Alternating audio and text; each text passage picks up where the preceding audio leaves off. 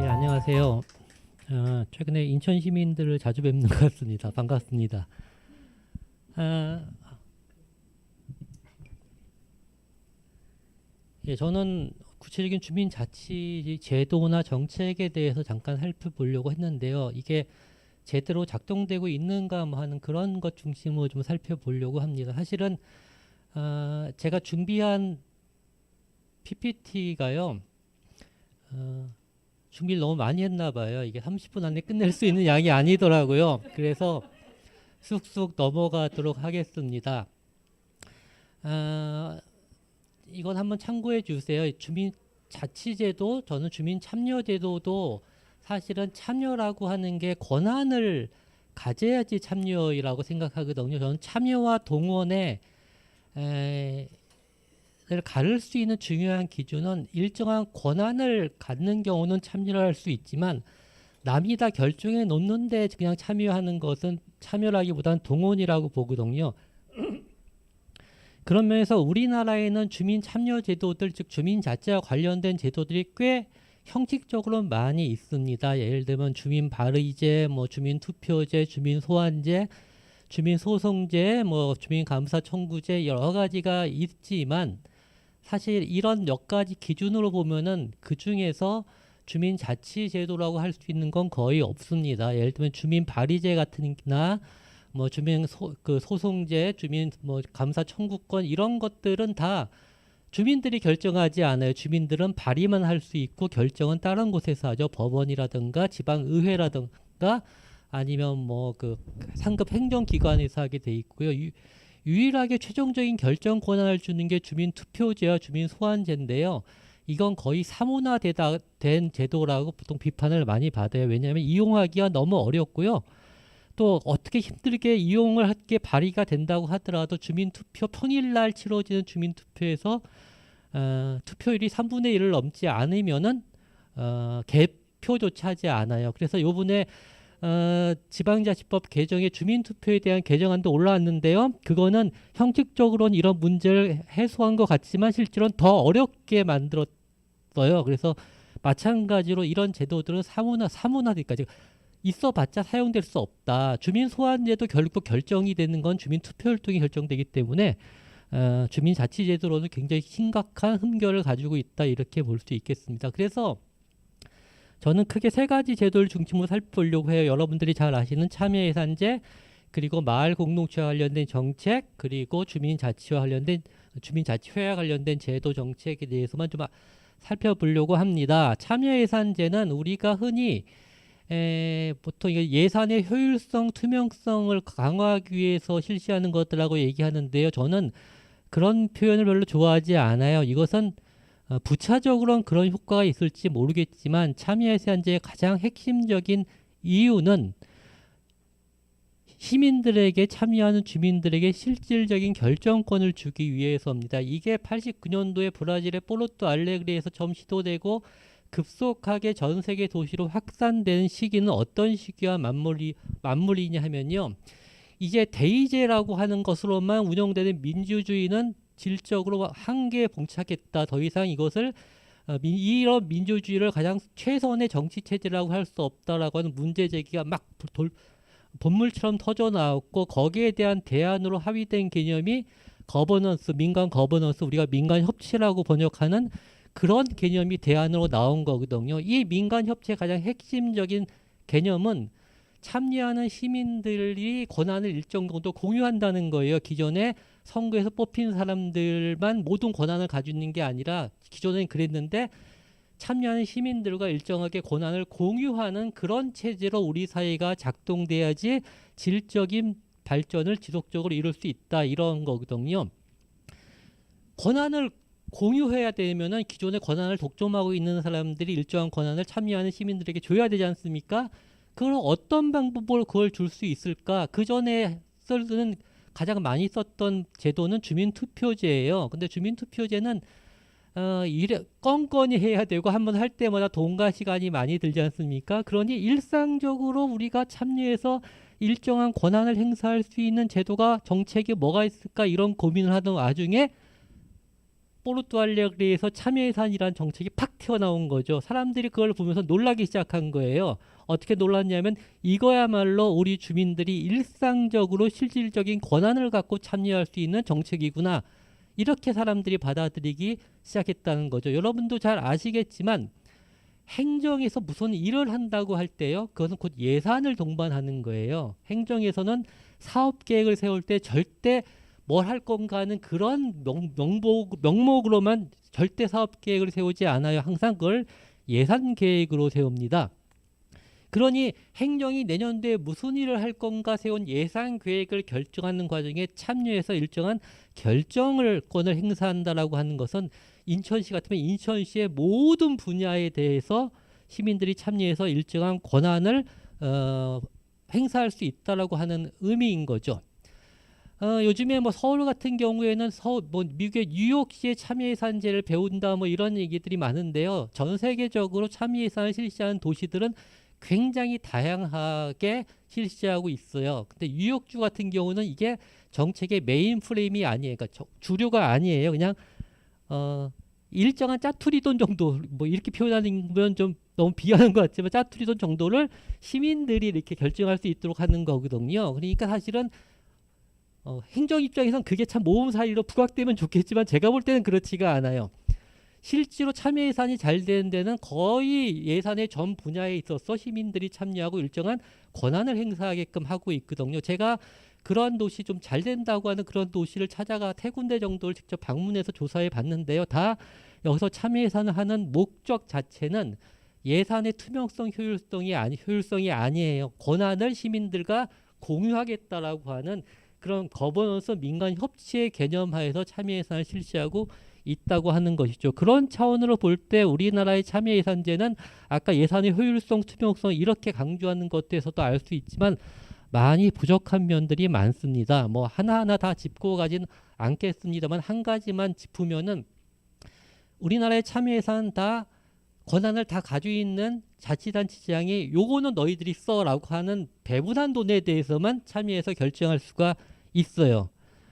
그렇죠? 예를 들어 서울시, 인천시도 마찬가지겠지만 서울시가 500억, 750억 쓴다고 자랑할 때 제가 계속 비판했던 거는 그건 너희네 전체 예산의 0.2%에 불과해. 이 얘기는 뭐예요? 0.2%는 떼어준 거예요. 시민들이 거짓입니까? 떼어주고 니들이 알아서 써. 나머지 99.8%의 예산은 우리가 예전에 했던 대로 할 거야. 이건 참여 예산의 취지에 맞지 않는 거거든요. 그래서 나온 게 서울시 참여예산에서 온예산위원회라는 게 나왔어요. 저는 굉장히 중요한 제도의 변화라고 보는데 문제는 이 온예산위원회에 권한이 없다는 거예요. 그냥 다른 일반 행정이 편성한 예산안에 대한 심의 의견을 의회로 넘길 때 넘기는 수준이지 거기에 대해서 일정한 권한이 부여되지 않아요. 물론 서울시보다 잘 된다고 볼 수는 없지만 예를 들면 충남 같은 경우는 일몰제를 해요.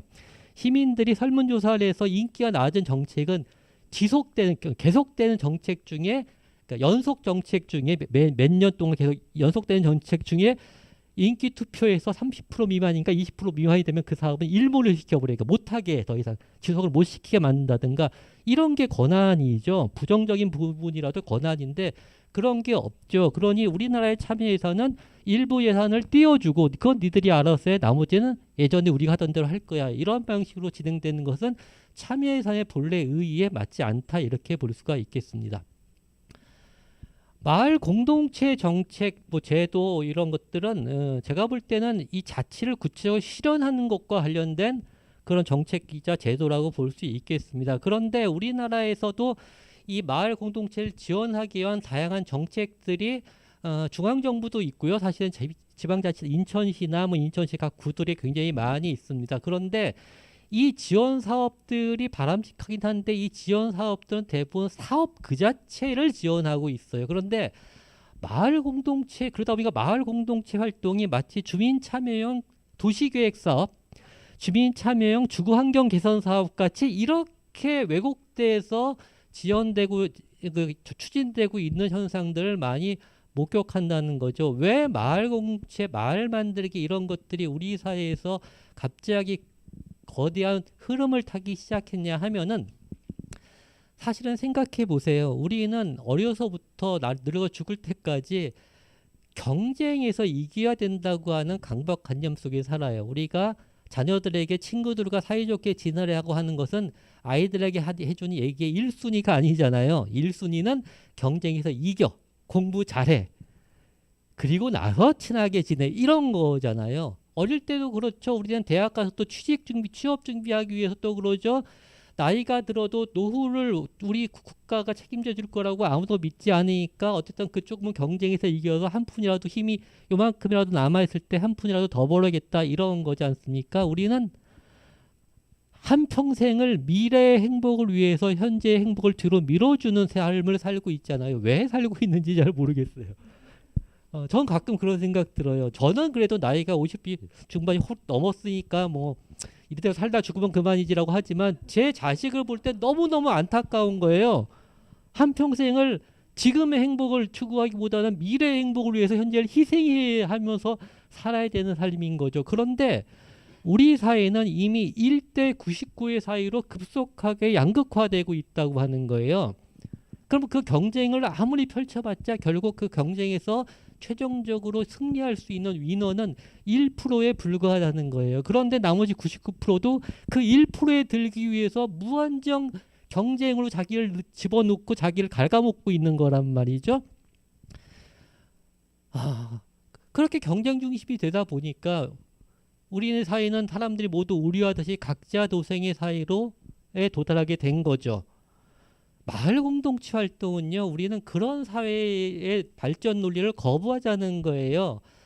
이건 우리나라에서만 하는 게 아니라 전 세계적으로 공동체 운동을 했던 그런 사람들과 사상들이 오래전부터 있어 왔어요. 그 사람들이 현대에 들어와서 이런 성찰을 했습니다. 우리가 공동체 운동을 하는 목적은 여기저기 공동체를 많이 만들고자 하는 게 아니에요. 여태까지 그렇게 해봤는데 그게 다 실패하더라는 거예요. 왜 실패했을까 생각해 보니 우리 사회가 공동체적으로 변하지 않으면은 그런 공동체를 만들려고 하는 시도가 결국 최종적으로 성공할 수 없다라고 하는 성찰을 하게 된 거죠. 그래서 이 사람들은 공동체 운동을 오래 했던 사람들은 공동체 운동의 목적을 사회적 공동선을 실현하기 위한 거라고 이렇게 얘기를 하는 거예요. 그러니 이 얘기는 뭘 얘기하냐면 마을 공동체 활동도 운동이고 마을 공동체 활동이 결국 추구하는 것은요. 이제 우리 사회가 경쟁 중심으로 이루어진 그런 관계망을 극복하고 해체하고 이제는 상호 부조적인 관계망,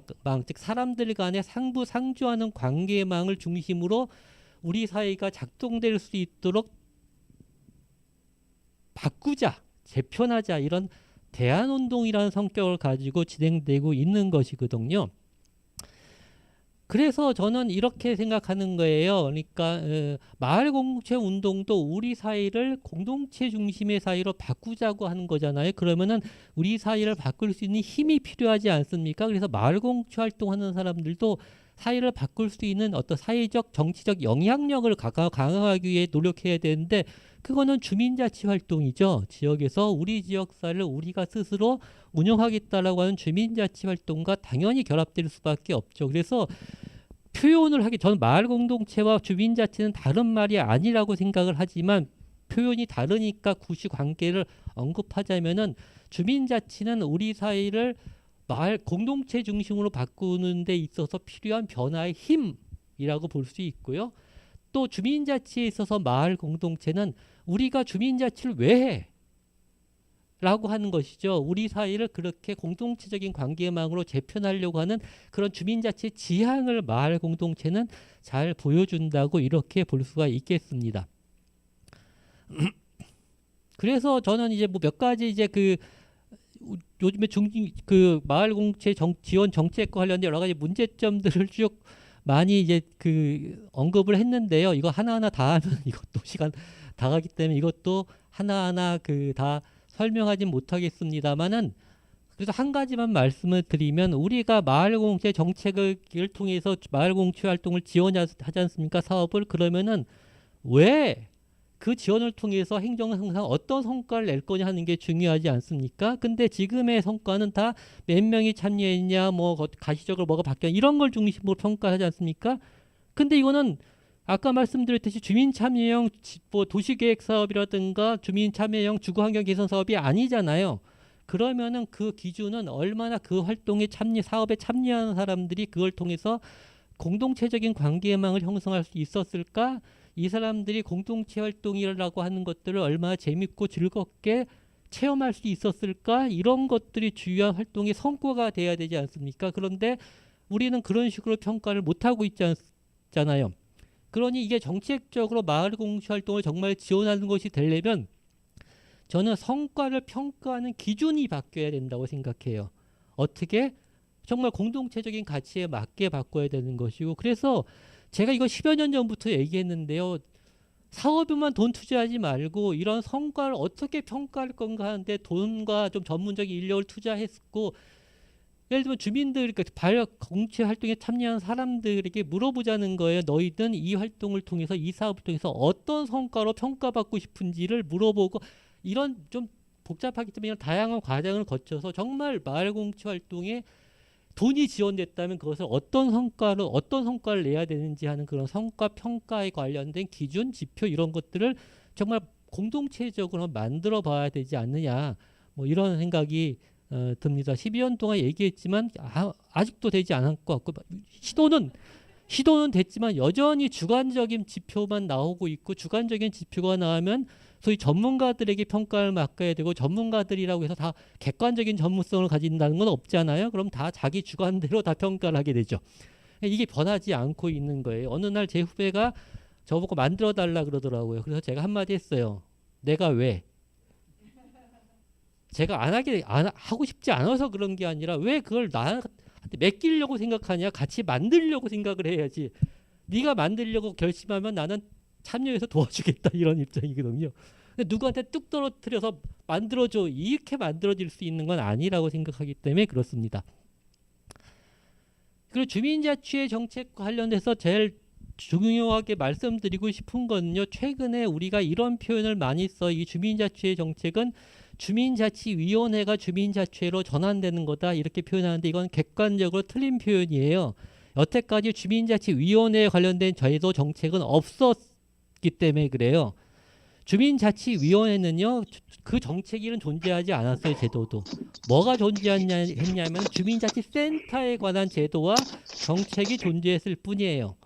주민자치위원회는 주민자치센터에 관련된 제도 안에, 조례 안에 그 근거가 있어요. 그러니 주민자치센터의 운영위원회 정도의 그런 위상을 갖고 있는 것이고, 그러니 주민자치센터에 대한 정책이 있었던 거예요. 그러니 엄밀하게 표현하면 주민자치위원회가 주민자치회로 전환되는 게 아니고요, 주민자치센터와 관련된 정책이 주민자치회 관련된 정책으로 전환이 된 거라고 볼 수 있죠. 그래서 사실 이 정책에 대해서 우리가 기대하는 바가 컸던 거예요. 왜 그럼 새로운 주민자치 정책이 되게 됐냐? 그거는 뭐 길게 설명할 필요가 없겠지만, 제도적으로 여러 가지 주민자치위원회가 주민자치를 활성화시키는 거점이 될 수 있는 제도적 요건이 갖춰져 있지 못해요. 전 주민자치위원들에 대해서 별로 부정적이지 않습니다. 나름 열심히 고생한 분들이라고 생각하고 있는데요. 이분들은 애초에 아무런 권한이 없었어요. 주민자치센터의 운영과 관련된 것 위에는 권한이 없었고요. 그리고 제도가 미비하다 보니까 개방적으로 주민자치위원회가 구성되지도 못했어요. 그래서 주민자치위원회를 한마디로 20년이 넘는 기간 동안 굉장히 많은 비판이 제기됐는데, 내외부 주민자치위원회 내부에서 굉장히 많은 비판이 제기됐죠. 제도가 개선돼야 된다고. 이걸 한마디로 함축하는 말이 뭐냐면 그들만의 리그라는 거예요. 그분들끼리 모여서 회의하고, 그분들끼리 모여서 결정하고, 그분들끼리 그냥 또 집행도 그분들끼리 한다는 거죠. 어떤 특정한 단체같이 활동하는 모습들을 벗어날 수가 없었던 거죠. 이런 식으로는 주민자치위원회가 지역사회 주민자치의 거점이 될 수 없었다고 본 거고, 그래서 새로운 주민자치의 가장 핵심적인 변화는 두 가지예요. 제도적으로 실질적인 권한을 부여하자, 두 번째는 실질적인 권한을 행사하기 위해서는 그 주민자치회를 구성하는 과정에 있어서 주민들의 대표성을 보다 강화하자, 이 두 가지가 핵심적인 내용이라고 볼 수 있겠습니다. 그런데 실질적인 권한 부여와 관련돼서 제일 첫 번째로 중요하게 생각했던 게 지금의 주민자치회는요, 지방행정체계 개편 및 분권 및 지방행정체계 개편에 관한 특별법 안에서 시범 실시가 가능하다고 하는 제도적 근거를 가지고 있어요. 특별법은 한시법이죠. 그리고 시범 실시만 거기서 언급하고 있는 거예요. 그러니 계속 시범 실시만 하게 되는 거죠. 그래서 이번에 지방자치법이 개정되면서 주민자치회 근거 조항이 되면 여기서 법적인 뭐라 그럴까 자격 요건을 갖추게 될 거라고 사람들은 기대하려 했는데 이제 아까 유 교수님이 말씀하신 대로 그게 삭제가 돼서 이런 문제가 생기는 거죠. 그러면 어떤 문제도 생기냐면 자치계획 주민자치회의 가장 중요한 역할이 자치계획을 수립하는 거지 않습니까? 거기에 보면 위수탁 권한 이런 말이 있어요. 사실은 이 얘기가 나올 때 가장 먼저 위수탁할 대상은 주민자치센터였어요. 주민자치센터는 주민자치위원회가 운영할 권리가 있다 하더라도 행정이 소유예요. 그러니까 그 열쇠, 주민센터 열쇠는 행정이 책임지는 거거든요. 주민자치위원회가 업무 시간 이외에 거기를 쓰려면 행정이 허락을 받아야 돼요. 즉 열쇠를 받아야 되는 문제가 있는 거죠. 근데 위수탁을 하게 되면 이제 우리 건 아니지만 우리가 자율적으로 쓸 수 있는 게 되는데 그것이 법적주의가 이번 지방자치법 개정안 안에서 들어갔을 경우에 저는 그게 가능할 수 활성화될 거라고 생각을 했는데 이게 빠졌잖아요. 지금 시범 실시하는 데에서 주민자치센터 위탁하는데 거의 없어요. 제가 이렇게 어디서 추진한다는 얘기만 들었고 위탁했다는 얘기 들어본 적 없거든요.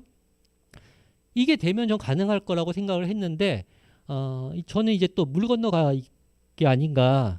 역시 시범 실시이고 계속 행정이 재산을 그냥 우리가 운영하기만 하는 주민자치센터 관련해서 그렇게 생각이 됩니다. 그리고 실질적 권한과 관련해서 일정한 예산 결정권이 주는 게 실질적 권한이죠. 아무리 뭘 결정해도 그걸 할 돈이 없으면은 건건이 탔어야 되면은 돈을 주는 사람 눈치를 볼 수밖에 없으니까 실질적인 권한이라고 볼 수 없고 그래서 예산에 대한 일정한 권한을 주는 것도 중요하다고 생각을 합니다. 그런데 지금 이 문제와 관련돼서 많이 문제가 되는 것은요. 많은 주민자치회가 직접 행정으로부터 돈을 수령할 수 있는 자격 법인격을 갖추고 있지 못하다는 문제가 있어요. 그러다 보니까 행정에게 주고 또 행정에게 건건이 탔어야 되는 그런 문제가 있으니 주민들에게 줬다 하더라도 주민들이 자율적으로 이걸 활용할 수 있는 여지가 유연성이 굉장히 부족해질 수밖에 없다.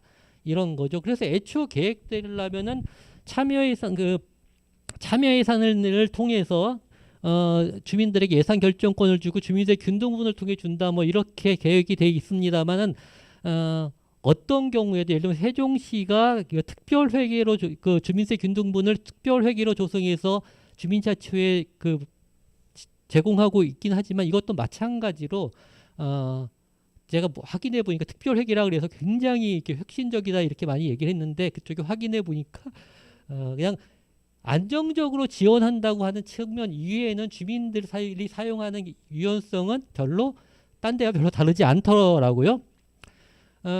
그래서 저는 이런 생각이 드는 거예요. 뭐 참여예산을 통해서 지원하는 것은 참여예산에 보면 읍면동 지역의 주민들의 의견을 대폭 수렴하기 위한 읍면동 지역회의를 두지 한 곳이 많지 않습니까?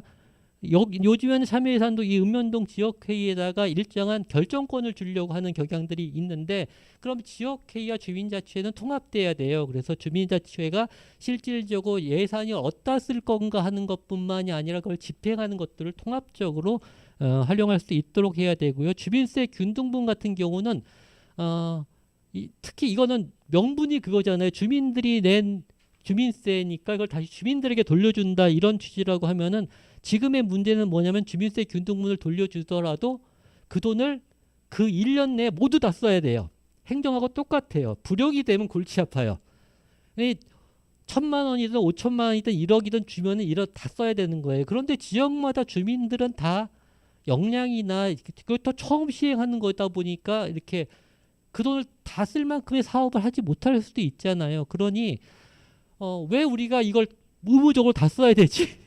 이런 불만도 터져 나오는 거예요. 물론 어떤 데는 너무 우리가 하고 싶은 게 더 많은데 돈이 너무 적어 이런 불만도 나오겠지만 어떤 데는 우리는 올해는 이 정도 하는 게 적절한데 너무 돈이 많은데 이걸 다 어떻게 다 쓰란 말이야?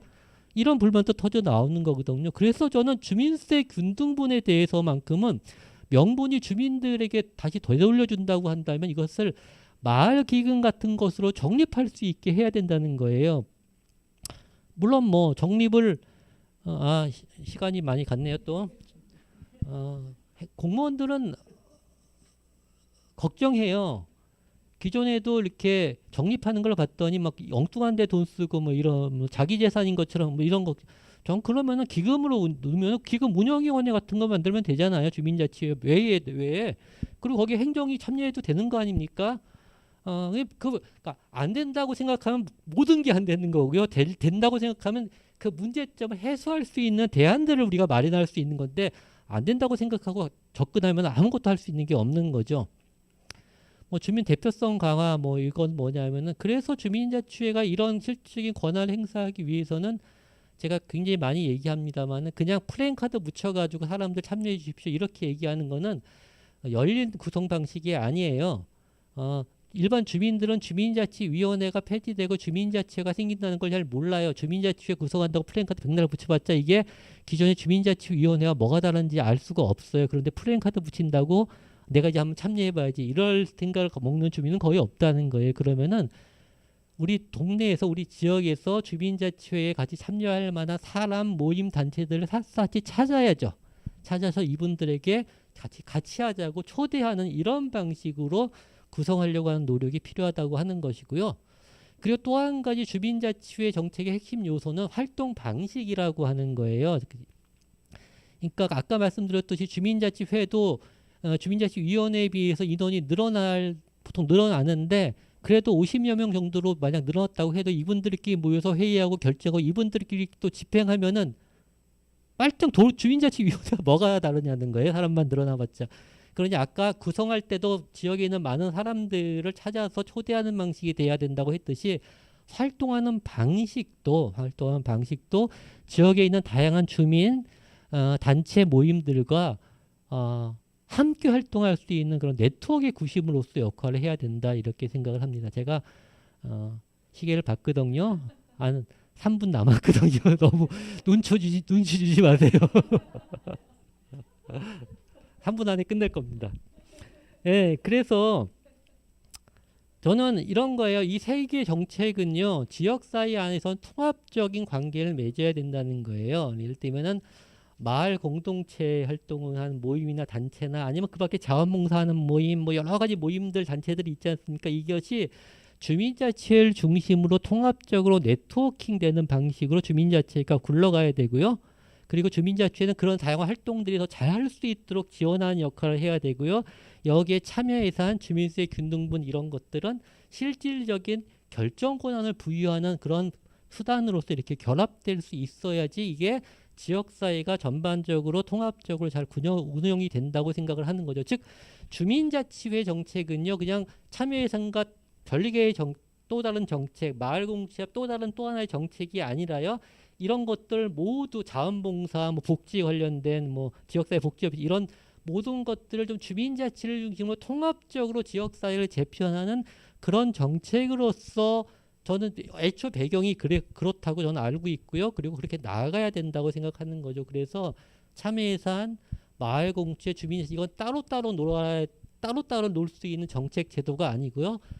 뭐 행정부처에서는 따로따로 놀 수밖에 없을지 모르겠지만 최소한 지역사회 안에서는 이것이 통합적으로 운영될 수 있도록 하는 그러한 노력들이 같이 이루어져야지 이 주민자치 정책이 법적으로 미비하다 하더라도 그나마 어느 정도 지역사회에서 주민들에 의해서 주민들의 어떤 자치력을 강화하고 자치 영향력을 강화할 수 있는 그러한 이제 그 정책과 제도가 될 수 있다고 이렇게 생각을 합니다. 1분 남았습니다. 끝마치도록 하겠습니다. 고맙습니다. 예, 관대하게 1분이란 시간을 남겨주셔서 감사드립니다.